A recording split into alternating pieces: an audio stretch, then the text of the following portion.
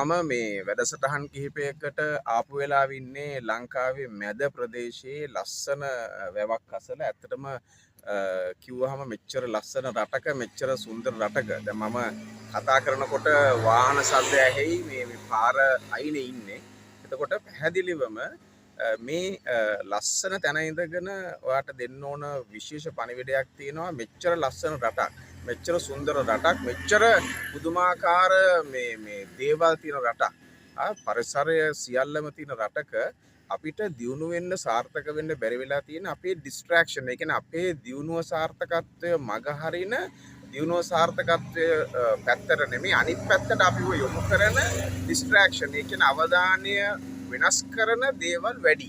දැන් මම මෙහෙම කිව්වහම ටිකක් ඔයාලට තරහ යන්න ඉඩ තියෙනවා. මොකද හේතුව දැන් මහා ක්‍රිකට් තරඟ, විශාල උත්සව, විශේෂයෙන්ම අර ටීවී ගේම්ස්, රූපවාහිනී දේවල්, ටෙලිනාට්‍ය, චිත්‍රපටි, මේ දේවල් මේ සමාජයේ මුල් බැහැගෙන ඉවරයි. ඒවා අවශ්‍යයි. ඕකේ. හරි.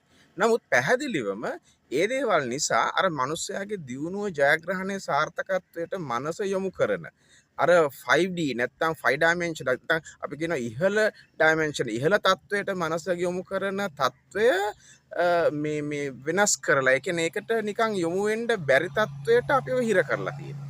ඒ නිසා අර විශේෂයෙන්ම මනස වෙන පැත්තකට යොමු වෙන දේවල් වලින් මිදිලා ඔයා හොඳට ඔයාගේ මනස සාර්ථකත්වයේ ජයග්‍රහණය පිළිබඳ අවධානය යොමු කරොත් කතාවක් තියෙනවා මනෝවිද්‍යාවේ ඔබ යම්කිසි දෙයක් ගැන හොඳම අවධානයෙන් දැඩි අවධානයෙන් දිගටම කාලයක් හිටියොත් එහෙම ඒකට අවශ්‍ය සියලුම දේවල් ඔයාට ලැබෙනවා.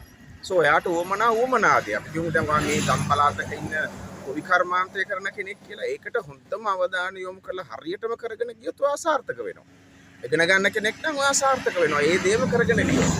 ඒ නිසා වාහන ශබ්ද වැඩි හිතන්න යන්න එපා. පාරක් අයිනේ ඉන්නේ. ඒ නිසා පැහැදිලිවම ඔයා කරන දේ හරියට අවධානයෙන් දිගටම කරගෙන යන්න. ඩිස්ට්‍රැක්ෂන් වලින් නැත්නම් ඔයාව මනස වෙනතකට යොමු කරන දේවල් වලින් මිදිලා හරි අමාරුයි ඒ වැඩේ කරන්න. ඒ නිසා පැහැදිලිවම ඔබ කරන දේ හරියට අවුරුදු කිහිපයක් එක දිගට කරගෙන ගියොත් අධ්‍යයනය කරමින් ඔයා දියුණු වෙනවා, සාර්ථක වෙනවා ඒකාන්තයි. Thank you.